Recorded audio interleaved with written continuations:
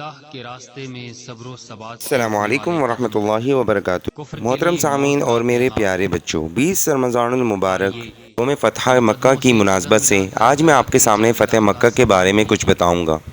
6 ہجری میں آپ صلی اللہ علیہ وسلم نے خواب دیکھا کہ آپ صلی اللہ علیہ وسلم صحابہ کے سامنے امن و امان سے مکے میں داخل ہوئے ہیں اور عمرہ ادا فرمایا۔ بعض نے سر منڈائے اور کچھ نے بال کتروائے، بیت اللہ میں داخل ہوئے اور اس کی کنجی لی، نیز عرفات میں قیام فرمایا۔ نبی کا خواب وحی ہوتا ہے، لہذا ذوالقعدہ 6 ہجری کو آپ صلی اللہ علیہ وسلم اپنے 1400 صحابہ کرام کے ساتھ عمرے کی نیت سے مکہ مکرمہ روانہ ہوئے۔ مقام حدیبیہ پر ٹھہرنا پڑا، کفار نے مکے میں داخل نہ ہونے دیا۔ وہیں یہ معاہدہ طے پایا جو صلح حدیبیہ کے نام سے مشہور ہوا۔ تاہم اس صلح کے بعد نازل ہونے والی آیات میں اس معاہدے کو فتح مبین کا نام دیا گیا۔ صلح حدیبیہ کے 2 سال بعد ہی ثابت ہو گیا کہ یہ صلح حقیقی فتح تھی۔ صلح حدیبیہ کے 2 سال بعد قریش کے حلیف بنو بکر نے مسلمانوں کے حلیف بنو خزاعہ پر حملہ کر کے اس کے چند آدمیوں کو قتل کر دیا۔ تاریخ طبری کے مطابق رات کے وقت جب بنو بکر نے بنو خزاعہ پر حملہ کیا تو انہیں قریش کی پناہ اور اس کی سپورٹ حاصل تھی۔ انہوں نے بنو خزاعہ کے سوئے ہوئے لوگوں کو بے دردی سے قتل کر دیا۔ بچ نکلنے والوں نے حرم میں پناہ لے لی، لیکن حرم کے احترام کو پامال کرتے ہوئے انہیں بھی قتل کر دیا گیا۔ اس کے نتیجے میں مسلمانوں اور قریش کے مابین طے پانے والا معاہدہ بھی عملاً ختم ہو گیا۔ چونکہ اب قریش کا سردار ابو سفیان اس قابل نہ رہا تھا کہ مسلمانوں کے مقابلے میں آ سکے، لہٰذا وہ معاہدے کو دوبارہ سے کرنے کے لیے مدینے پہنچ گیا، لیکن رسول اکرم صلی اللہ علیہ وسلم نے اس کی یہ بات رد کر دی۔ جنگ کی تیاری اور رازداری۔ حضور صلی اللہ علیہ وسلم نے فوری طور پر جنگ کی تیاری شروع کر دی، جیسا کہ آپ صلی اللہ علیہ وسلم کا معمول تھا۔ آپ صلی اللہ علیہ وسلم اس قسم کی سرگرمیوں کو بڑی رازداری میں رکھتے تھے۔ اس موقع پر بھی کوئی نہیں جانتا تھا کہ حضور صلی اللہ علیہ وسلم کس طرف کو روانہ ہونے والے ہیں، حتیٰ کہ آپ کی ازواج مطہرات اور بڑے بڑے صحابہ کرام بھی اس سے بے خبر تھے۔ جب ابو بکر رضی اللہ تعالیٰ عنہ نے ام المؤمنین حضرت عائشہ رضی اللہ تعالیٰ عنہ سے سوال کیا کہ حضور صلی اللہ علیہ وسلم کا ارادہ کس طرف کا ہے، تو انہوں نے جواب دیا کہ ابا جان مجھے کچھ معلوم نہیں۔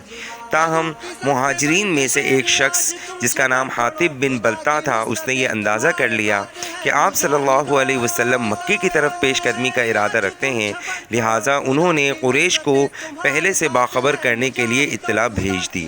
حضور صلی اللہ علیہ وسلم کو وحی کے ذریعے سے مطلع کر دیا گیا، تو آپ صلی اللہ علیہ وسلم نے علی اور زبیر کو حکم دیا کہ وہ حاطب کی پیغام پر عورت سے وہ خط چھین لائیں۔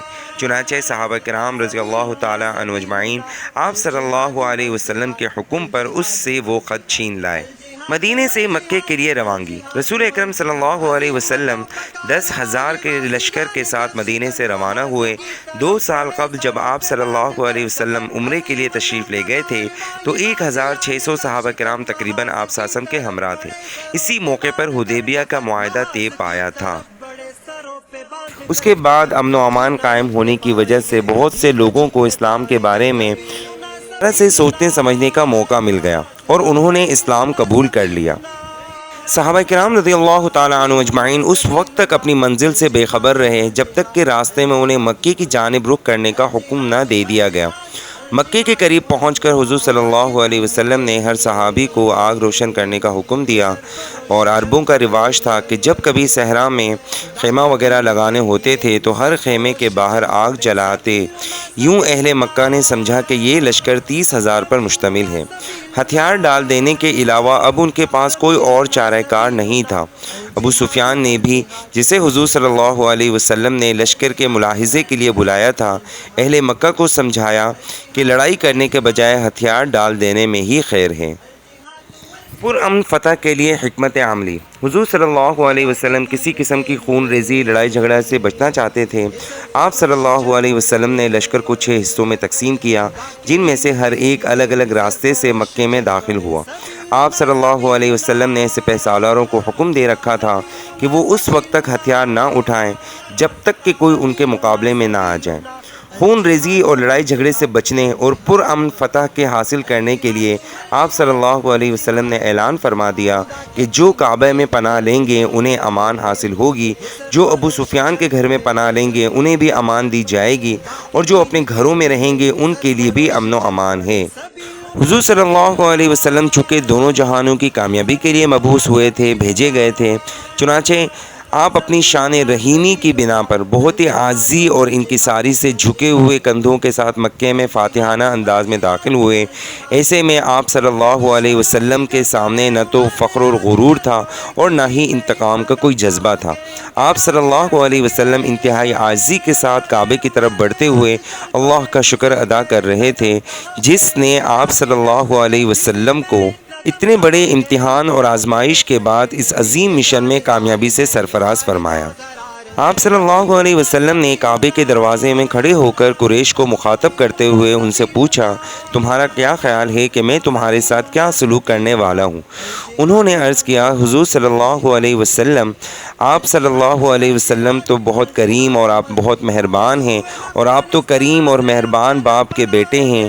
حضور صلی اللہ علیہ وسلم نے فرمایا، آج کے دن تم پر کوئی پکڑ نہیں، اللہ تمہاری مغفرت کرے، بے شک وہ بہت مہربان اور بڑا رحم کرنے والا ہے، جاؤ تم سب آزاد ہو۔ یوں مکے سے مشرکین کا خاتمہ ہو گیا۔ آپ صلی اللہ علیہ وسلم بیت اللہ میں رکھے ہوئے بتوں کو توڑتے ہوئے فرما رہے تھے، حق آ گیا اور باطل مٹ گیا، بے شک باطل مٹنے ہی کے لائق تھا۔ اور اہل مکہ جو ایک روز پہلے تک اسلام کے دشمن تھے، حضور صلی اللہ علیہ وسلم کے صحابی ہونے کا انہوں نے اعزاز حاصل کر لیا۔ پیارے بچوں، ہماری بھی اللہ تعالیٰ سے یہی دعا ہے کہ اللہ تعالیٰ ہمیں بھی صحیح معنوں میں آپ صلی اللہ علیہ وسلم کے نقش قدم پر اور آپ صلی اللہ علیہ وسلم کے صحابہ کرام پر کے نقش قدم پر چلنے کی توفیق عطا فرمائے۔ آمین ثم آمین۔ تمہارے ساتھ ہے مجاہدوں، خدا کی نصرتیں تمہارے ساتھ ہیں مجاہدوں، علم بڑھاؤ ساتھیوں، اے دین کے سپاہیوں، سبیلنا سبیلنا سبیلنا سبیلنا سبیلنا سبیلنا الجہاد والجہاد الجہاد والجہاد۔